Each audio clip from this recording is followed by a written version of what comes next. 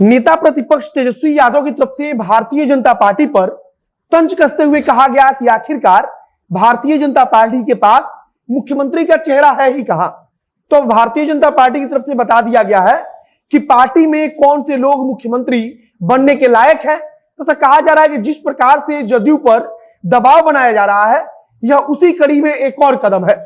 दरअसल नेता प्रतिपक्ष तेजस्वी यादव ने भारतीय जनता पार्टी पर तंज कसा और कहा कि उनकी पार्टी में आखिरकार कौन सा ऐसा नेता है जो आने वाले समय में बिहार के लिए मुख्यमंत्री पद का चेहरा हो सकता है।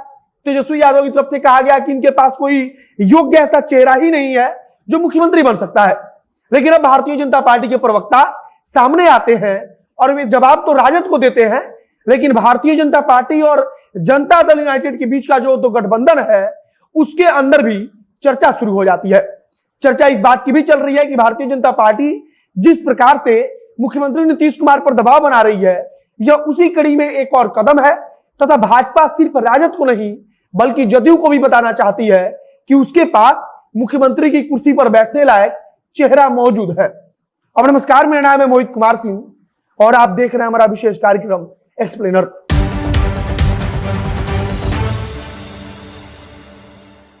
सोमवार को नेता प्रतिपक्ष तेजस्वी यादव दिल्ली से पटना के एयरपोर्ट पर पहुंचते हैं।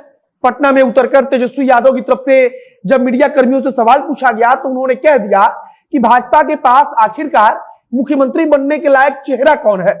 नेता प्रतिपक्ष ने कहा कि उनके पास है ही कौन नेता जो बिहार में मुख्यमंत्री पद पर बैठ सकता है।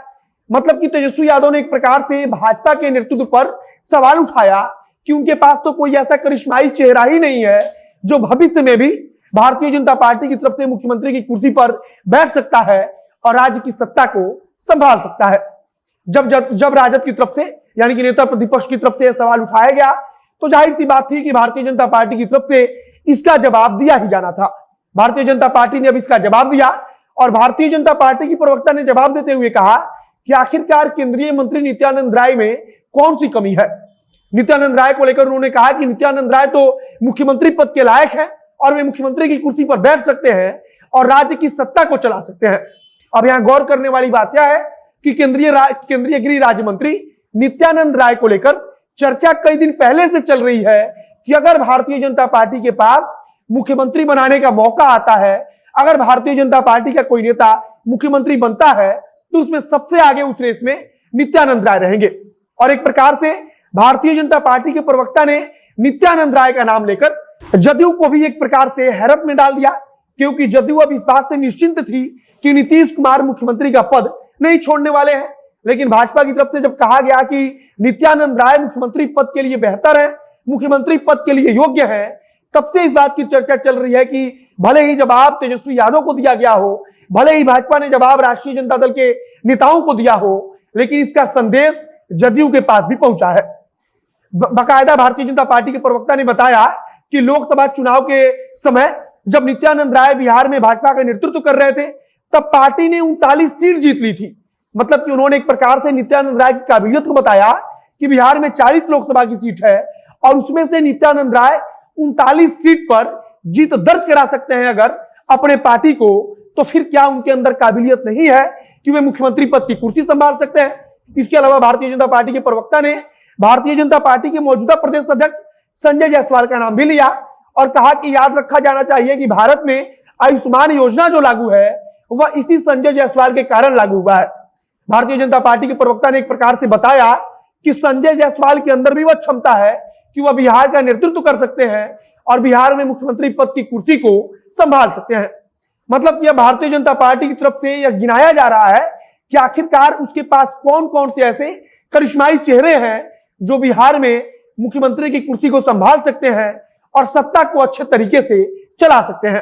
अब भले ही भारतीय जनता पार्टी के प्रवक्ता ने जवाब राष्ट्रीय जनता दल को दिया हो, लेकिन इसका संदेश जदयू के पास भी गया है और कहा जा रहा है कि यह उसी कड़ी में अगला कदम है कि जदयू पर और अधिक दबाव बनाया जाए।